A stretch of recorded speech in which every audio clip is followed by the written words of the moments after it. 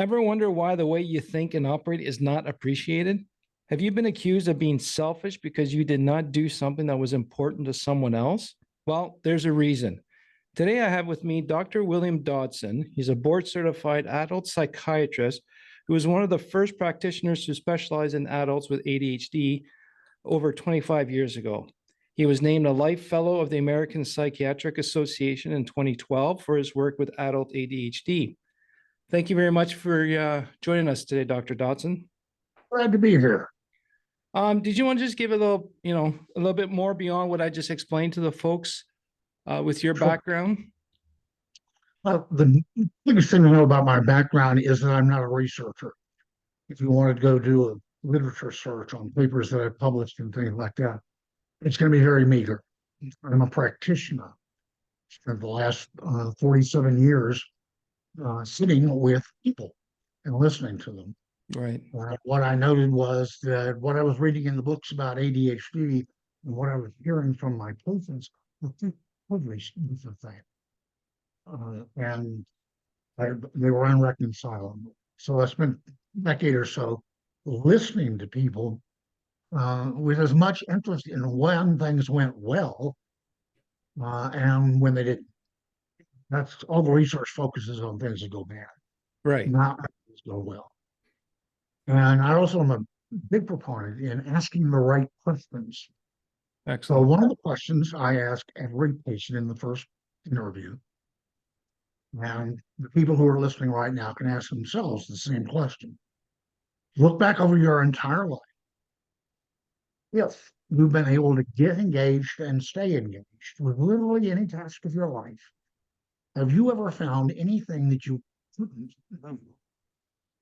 That we couldn't do. Right. No, nobody's ever asked them that question. Right. Well, the fact is that 99% of people with ADHD will ultimately come around to, if I can get engaged, if I can get in the zone, if I can get in the flow, I can do anything. And Right. that's one of the great frustrations is I get these extended glimpses. Just how bright and capable I am, and then it slips through my fingers. Hmm. So I have no confidence because I'm never sure whether my abilities are going to show up the next time I need them. Right. Yeah. So spent another decade talking with people and came up with the following framework. That about 90% of human beings are what we call neurotypical. Hmm. It's not that they're normal or better in many ways, just there are more of them. They're typical. As one of my patients said, they're breeders. And those folks use two things to identify what they need to do. In other words, prioritize, get engaged with it right now as the situation demands, get access to their abilities, get the job done all the way to the payoff. Right.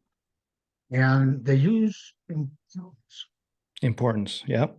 This task is important, and they have a luxury that people who don't have a neurotypical nervous system like they don't have, and that is doesn't have to be important to them. It's important to their boss, to their spouse, to the teacher, to something abstract like their reputation or career. The other thing that helps them get engaged is that there's a potential reward for doing it, or a definite consequence or punishment if they don't do it. So Hmm. for the other 90%, it's importance and rewards. If you talk to somebody with ADHD, and again, ask the right question, look back over your entire life, and you remember even one instance in your life in which the importance of the task, especially if somebody else thinks it's important, the importance of the task has ever once helped you all by itself, that's important. Has it ever helped you get engaged, get access to your abilities, and get a task done? Personally, Yeah. no. For me Yeah. personally, I can always look back when I did do those, what was important to others. There's usually a guilt trip associated with it. So what we found was that for people with ADHD, the importance and rewards that organize and motivate the whole rest of the world is nothing, nothing but a nag. Right. It doesn't help you.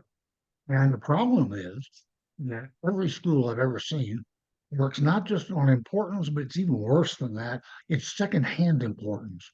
What does somebody else, the teacher, think is important enough to him or her that it's important enough to teach, important enough to put on the test, but it's important that you know it for the course that follows on next year. People with ADHD know what's important. Nobody needs to tell them that. Thank They you. don't put words, they don't like consequences. It's that it's useless to them. They've spent an entire lifetime in school and in jobs. What are most jobs? It's what does the boss think is important enough to him or her they're willing to pay you to do it for them. So just to clarify, like just to say, you said importance is useless to us with ADHD. Is it more so to our brain than our person? I just wish I knew. Yeah, It's neurological. It is what ADHD is, right. and ADHD is a genetic and neurologic condition. But one of the implications here that I really don't want to go past without emphasizing is that if a person with ADHD in the right circumstances can do anything, Mhm. the technical term is their omni-potential. All of a sudden, ADHD ceases to be a disorder. If you can do anything, you're not disordered. Right, It's just that we haven't figured out the right circumstances for you. And that changes the whole ballgame. right. Uh, Current theory that dominates treatment of ADHD is executive function deficit theory. Mhm. Again, there's nothing deficit about people with ADHD. It's an excess problem. People with ADHD can do anything, or if Mhm. they don't Yeah, know how they can learn today. it's an So the excess of it. It's an excess of attention that's inconsistent. right. So how does a person with ADHD get in the zone, get in the flow, get in the groove? It depends on what part of the country you're in. Right. Right. And your part of the country, um, eastern part, Canada, and all that. The usual term is getting flow. Mhm. Here in Denver, it's getting the zone. It's all the same. You're able to get engaged, get access to your abilities, and do anything in one of 5 different ways. And we use an acronym to help us remember what those are. Mhm. It's NITUP, NITUP. The N stands for novelty. You've never seen this. Uh, it's interesting. It's engaging. People with ADHD are world-class all-about problem solvers. Mhm. They can solve problems that have stumped everybody else. And when you look at it in the world of work, that's what we pay the big bucks for. We pay the big bucks to the guy who solves the problem, not the grunt that goes and implements the solution. The second one is interest. People with ADHD have an interest-based nervous system, not an importance-based nervous system. Right. If you become interested in something, you will have it mastered in a matter of hours to days. The C is competition, challenge. If somebody says to you, "Oh, André, you can't do Oh yeah. I bring it on. you know this." That's how I started my 2 companies. Well, if you accept the challenge, you go, "Oh yeah, I don't care what the task was, you'll have it mastered today Yes. because you accepted the challenge." Again, that's not deficit. It's not disorder. It's the situation of accepting a challenge. Mhm. The U is urgency. That's what people with ADHD wait for the last moment when it's urgent, it's do or die, the bleeding deadline. And then they usually, not always, but usually can get engaged and put on a huge amount of high quality work in a very short period of time. Yeah, People, and reflecting back on that, I found I set up my first company to always be urgent. yeah, Everything's last minute, especially the tasks I did not want to do or had no interest in. It became a last minute thing. Then I would spark and go. But that has a negative effect as well. yeah. Well, unless you expect it, and you know it, and you plan for it, and all that. Agreed. Well, Agreed. it's what people with ADHD use instead of importance. Importance. Um, that neurotypical people use importance. People with ADHD use urgency. The rules that apply to one apply to the other. And the fifth one is the rarest one, but it's the best one and the longest lasting, what we call passion. What is it about your life that gives your life meaning and purpose? Oh, passion. Wow. I don't remember hearing that before. Awesome.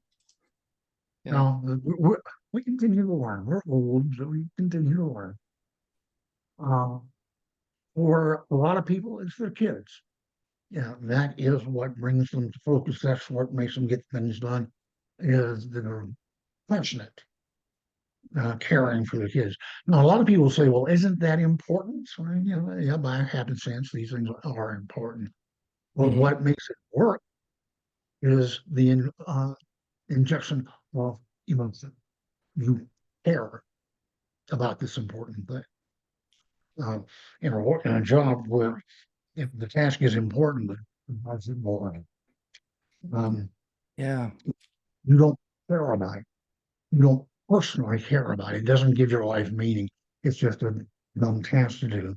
And for most people with ADHD, I want to emphasize the importance of interest. Being bored, the opposite of being interested, is almost physically painful. Very. Yeah. They would do practically anything to avoid being bored. Hmm.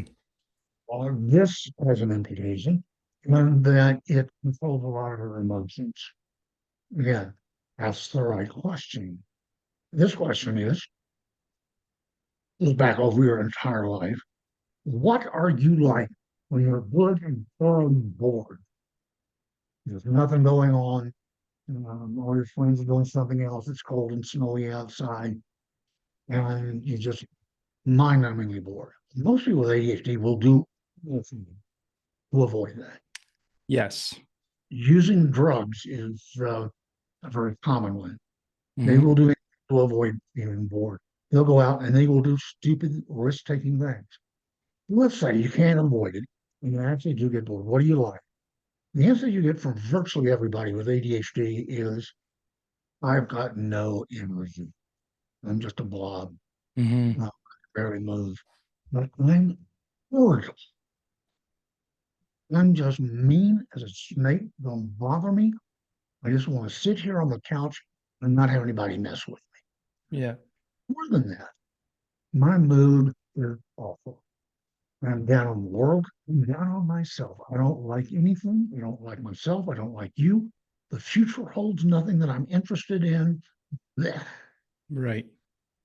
But luckily, everybody with ADHD has thousands of experiences that tells them when they're in that deep dark hole, the instant they become engaged through novelty, interest, challenge, urgency, or passion, what happens? It's showtime. They Hmm. feel great. They've got lots of energy, more than anybody else. They're positive. They're gregarious. Let's go do something new and fun and interesting. So the point in all of this is that ability to get engaged as the situation demands is not just for performance at work or in school or something like that. It's everything. Right. It's your Agreed. nervous system. It's your mood. It's your outlook on life. It's it's your view of the future. It's your potential. Everything depends on your ability to get in the zone now. Right. And I really like the addition of passion because, like, what I know when I first learned about this concept 4 years ago when I was diagnosed, like I was telling you earlier, when I heard you on that attitude webinar, I was listening in the truck. When you said interest-based nervous system, I pulled over on the interstate and listened to the rest of it because that term just hit me hard, and it really that flipped my switch on how this is a positive thing and how I was misunderstood for the whole for a lot of my life.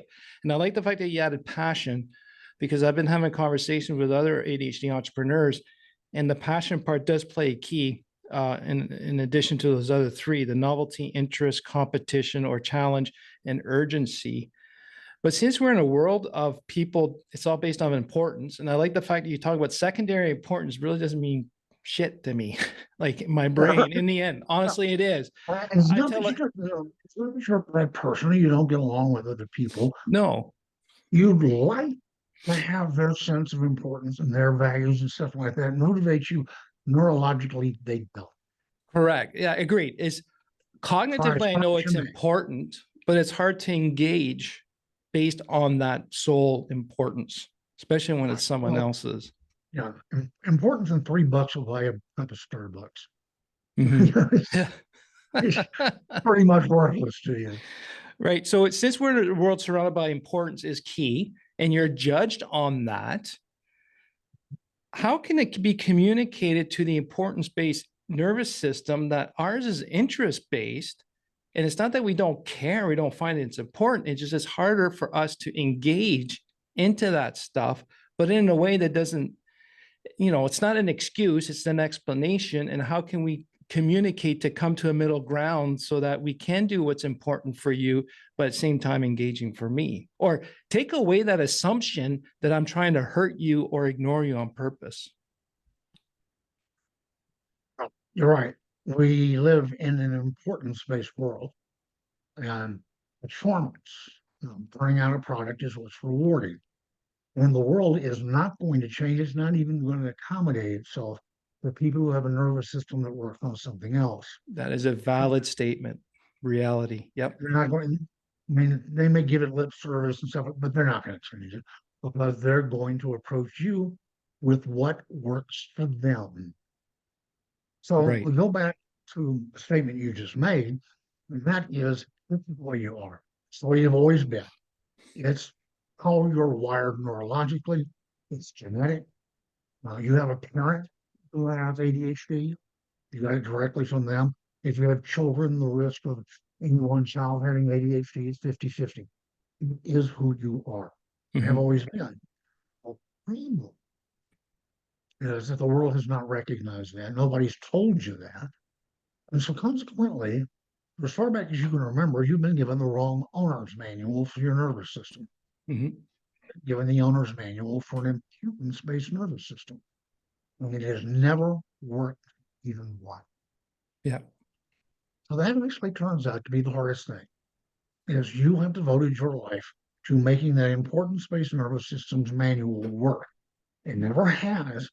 The people with ADHD have what's called relentless determination.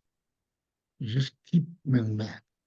And that turns out to work against you in the beginning because you'll say, well, there's no reason why I shouldn't be able to do this. And the answer is, yes, there is.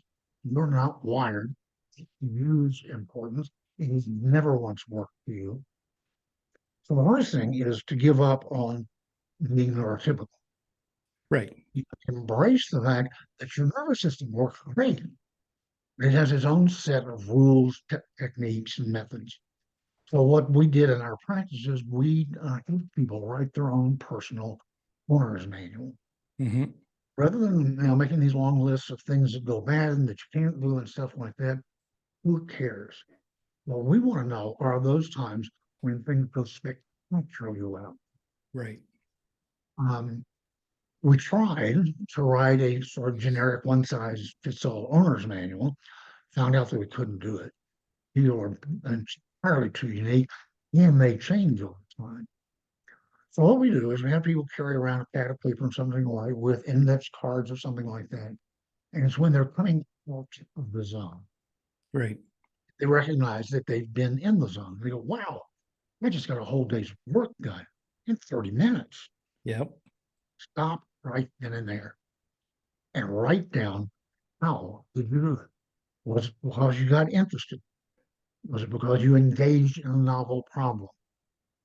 Um, whatever it was that got you in the zone, got you access to your Yeah. abilities. Now write it down. Do not kid yourself. You're going to remember to write it down when you get home tonight. I've never seen that happen in the history of the world. Stop right then and there and write it down to yourself. At the end of the month, you'll have 20 or 30 different techniques that you know from experience work for you. Mhm. When you're given a project that is important, your relationship rides on it, your job rides on it, You got this stack of index cards, and you go back and say, okay, number 26. Well, last time for something very similar to that, I'm going to use technique number 26. Going to get engaged, get access to my abilities, knock this sucker out, and go have fun. Right. I'm not going to spend weeks and months dreading this task. I'm going to get it done, move on with my life. Right. And on that, I really love what you just said there. What I want also the listeners to add on to that list of questions you had is, what was the environment that you're in that you got into hyper-focus flow? Is there some sort of ritual you were started to do, or some sort of phone call? Like, to me, a lot of this has to do with environment control, reduce of distractions. Was it a conversation? So I find I need a little bit of ritual or routine to get me into the zone, even to the point where I got different areas in the office, even at home, to do different types of thinking or reading. So consider the environment. Like, look at that as one of the possibilities. What knocks you out of the zone is just as important as what gets you in. Oh, great point. Yeah, because it's really hard to get back into it. That's where we get frustrated. Yeah, and by the way, that's what the medications do. That's what the stimulant medications do. Stimulants only do one thing particularly well, and that is once you are engaged, it keeps you from being distracted. That's it. That's wonderful. It makes life so much easier. That's what the stimulants do. They don't change who you are, but you have to do that first step. Right. You have to get engaged first in order for the stimulant medications to work. They will not get you engaged. They will keep you engaged. So that's a great point. That's why the two go together. Right. And that's why it's part of the package. It's not the solution, the medication. No. In fact, to tell you how poor it is, half of people who get started on a stimulant medication don't fill the third prescription. They've already given up on it because it didn't work that well. It didn't change their lives. Right. Which it has the potential to do. But half of people don't fill the third prescription, and at 9 months, only 13% are still filling prescriptions. 87% of people have dropped out of treatment at 9 months. Wow. Now, again, lots of implications on that too. Like, anybody who said these medications are addictive doesn't know what they're talking about. You don't know people with ADHD. Yeah. I'm sorry, but 87% dropout rate is not a compelling drug. You have a book coming out soon? Excuse me? You have a book coming out soon? Yeah. In fact, that's what I was doing before we started, and that's what I'll go back to. There is no book, there's nothing in the literature at all about how to treat ADHD. There's nothing that tells what you might want to know, what medication to choose, how to fine tune it, how to manage side effects. There's nothing written about this impulse-based nervous system concept. Right. And people don't, that's me, they're following me or not. For one thing, researchers don't like things they can't measure. They need things they can measure so they can do statistics and stuff like that. And if you look at the things that matter for people with ADHD, they can't be measured. When they come and they go. How many interest units are you feeling at this moment? Again, there's somebody, a researcher, can't measure it, put some statistics on it, and most of all, publish it. They have no interest in it. The fact that all of the therapies are based on deficits and disorders and things like that have completely failed. Completely. They have not shown any detectable lasting benefit. 52 in a row, doesn't matter. If they can't publish it, they'll about it. Well, I'm not real eager to spend my procurement writing a book. But somebody's got to do it. Yeah. Well, I think it should be out toward the end of the summer, we hope. And it's simple titled Feeding ADHD. Yeah, and I think you're right, because I still see that ADHD treatment is still in a way to conform to the importance-based nervous system and the way of things, not really respecting the interest base, or that the brain wire is wired differently and we work differently. That's like you say, they keep putting lipstick on a pig. It's a superpower. It's all beautiful and great, but no, in the end, you're still trying to force me to work within the system. So I really appreciate that kind of book coming out.